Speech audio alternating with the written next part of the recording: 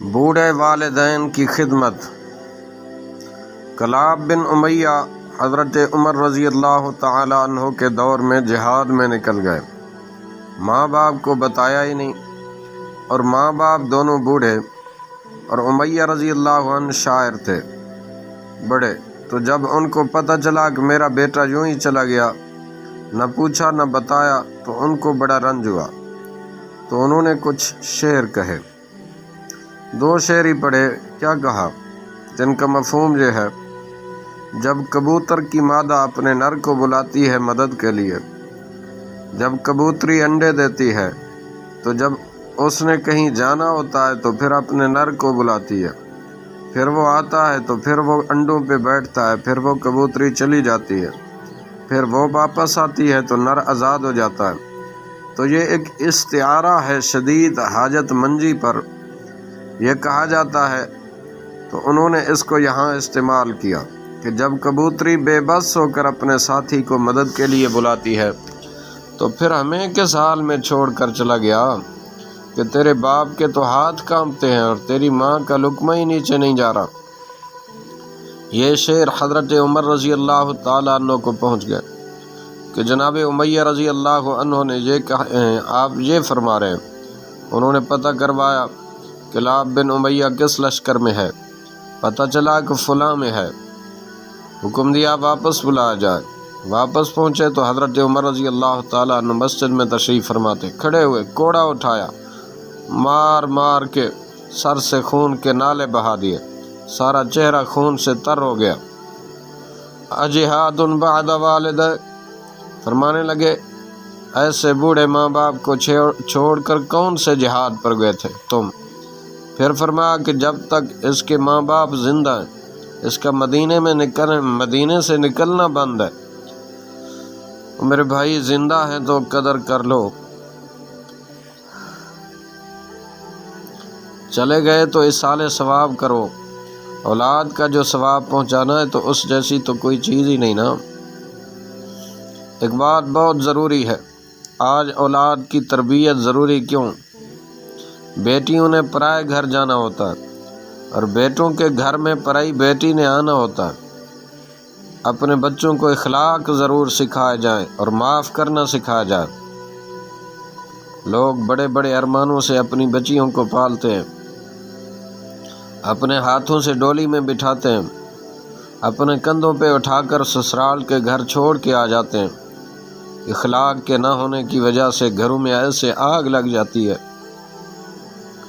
جاتے ہی لڑکیاں کہتی ہیں ماں باپ سے تو وکھرا ہو جا، تو میرا اور میں تیرے لیے، اب ماں باپ سے کوئی واسطہ نہیں۔ اور بعض ایسے نادان ہوتے ہیں کہ جن ماں باپ نے پالا پوسا، پیٹ سے نکالا، 20 برس گھر میں پروان چڑھایا اور اس کو زندگی کی ساری ضرورتیں دے کر بھیجا، سسرال والے ایسے ظالم ہوتے ہیں کہ نہ ماں کے ساتھ مل سکتی ہے نہ باپ کے ساتھ مل سکتی ہے، وہ اپنے میکے جا ہی نہیں سکتی۔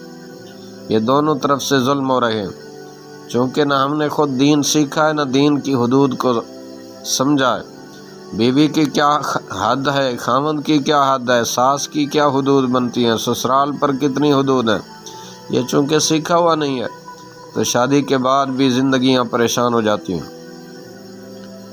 سامنے سڑک پر 1000 گاڑیاں گزر رہی ہوں، لیکن اپنی اپنی لائن میں جا رہی ہوں، تو ٹریفک بلاک نہیں ہوگی۔ اگر 10 گاڑیاں ہوں اور ایک دوسرے کی لائن میں پھنس جائیں تو ساری ٹریفک بلاک ہو جائے گی۔ خاوند اپنی حد میں ہو، بیوی اپنی حد میں ہو، ساس اپنی حد میں ہو، سسر اپنی حد میں ہو، تو کوئی لڑائی نہیں ہو سکتی۔ لیکن آج کے معاشرے میں یہاں تو مصیبت یہ ہے کہ پالی پوسی بیٹی آتی ہے، اسے سارے گھر کی خدمت پہ لگا دیا جاتا ہے، حالانکہ شرعاً صرف اس کے ذمہ خاوند کی خدمت ہے۔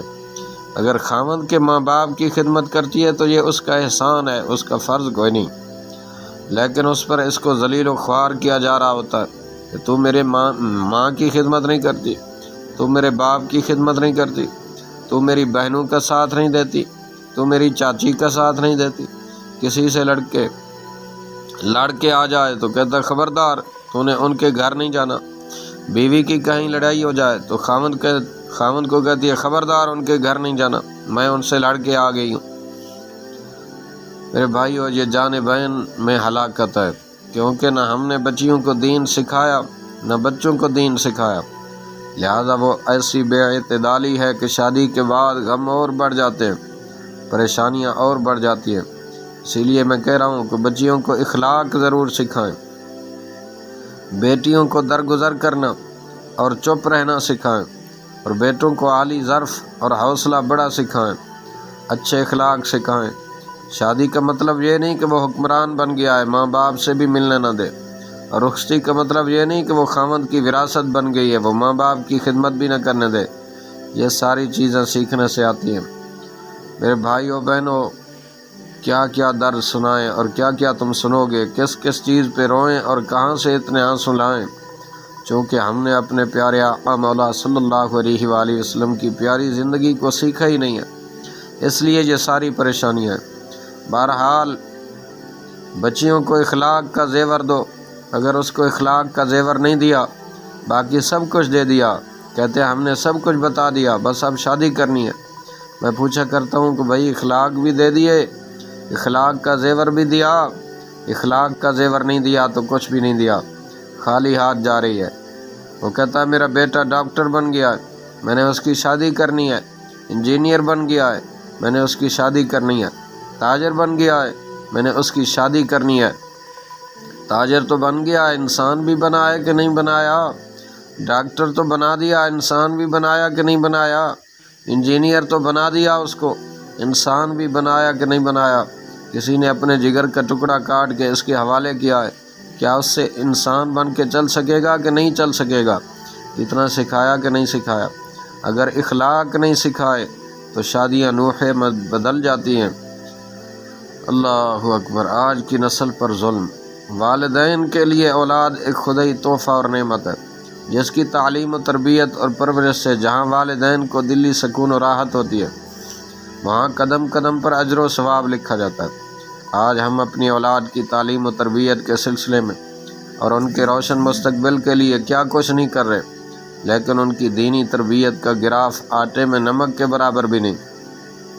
ہمارے تمام احساسات اور جملہ توجہات اسی حد تک ہیں کہ بچے کی اعلیٰ تعلیم مکمل ہو، پھر اچھی جگہ نوکری ملے، پھر امیر کبیر گھرانے میں شادی ہو جائے تو اولاد کا حق ادا ہو گیا۔ گویا ساری زندگی کی کارگزاری یہی ہے۔ بقول اکبر الہ آبادی، کیا کہیں احباب کیا کار نمایاں کر گئے، بی اے کیا نوکر ہوئے، پینشن ملی اور مر گئے۔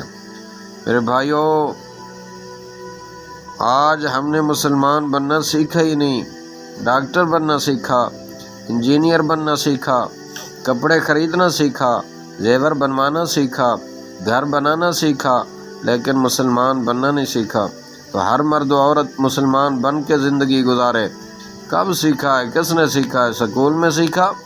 ماں باپ کو فکر ہے کہ اس کی پڑھائی اچھی ہو جائے، سکول والوں کو یہ فکر ہے کہ یہ پاس ہو جائے، باپ کو فکر ہے کہ میری دکان چل جائے، ماں کو فکر ہے گھر کی صفائی ہوتی رہے، کچن صاف رہے، کپڑے صاف رہیں، فلاں کی شادی، فلاں کا ڈنر، فلاں کو وہ ڈنر۔ نہ ماں کو غم ہے کہ میرے بیٹے کی زندگی مسلمان بن کر گزرے، نہ باپ کو فکر ہے کہ میرے بیٹے کی زندگی مسلمان بن کر گزرے۔ یہی سلسلہ چلا آ رہا ہے۔ تو کس نے ہمیں بتایا ہے کہ مسلمان بن کے زندگی گزارو؟ آج کی نسل پر یہ بہت بڑا ظلم ہے کہ انہیں مسلمان بن کر زندگی گزارنے کو بتانے والا ہی کوئی نہیں۔ والدین کا فرض صرف یہی نہیں کہ یہ کہہ دیا اچھا بیٹا نیک بنو، کہا جی ہم نے بچے کو قرآن پڑھا دیا، اچھا بھئی قرآن پڑھنے سے اس کے اندر اتر گیا؟ زندگی سکھانی پڑے گی، مسلمان بننا سکھانا پڑے گا۔ ہماری ساری ترغیبیں اسی وقت چلتی ہے کہ یہ بن جاؤ وہ بن جاؤ۔ برادران اسلام، لیکن آج والدین اس طرف توجہ نہیں دے رہے۔ آج ہر ماں باپ یہی سبق اپنی اولاد کو دے رہا ہے، ڈاکٹر بنو، انجینئر بنو۔ کبھی کسی ماں باپ نے بٹھایا ہے بیٹا تجھے مرنا ہے، قبر میں جانا ہے، اس کے لیے تیاری کر لے، تجھے تقویٰ کام دے گا، تجھے اللہ کی بارگاہ میں پیش ہونا ہے۔ ہم چاہتے ہیں کہ اپنے پیچھے ہم تجھے صدقہ جاریہ چھوڑ کے جائیں، ہمارے بعد تم ہمارے لیے دعا کرنے والے بن جاؤ، کچھ نفع پہنچانے والے بنو۔ تمہاری ڈاکٹری تو قبر میں ہمارے کام نہیں آئے گی، تمہارا ذکر اور تلاوت اور قرآن ہماری قبر میں ہمارے کام نہیں آئے گا۔ بلکہ تمہارا ذکر اور تلاوت قرآن ہماری قبر میں ہمارے کام آئے گا، تو ہم مسلمان بن کر زندگی گزارنا سیکھیں۔ میرے بھائیوں، اللہ رب العالمین سے ہمیشہ دعا کیا کرو کہ یا اللہ ہمیں اولاد کی نیک تربیت کی توفیق عطا فرما۔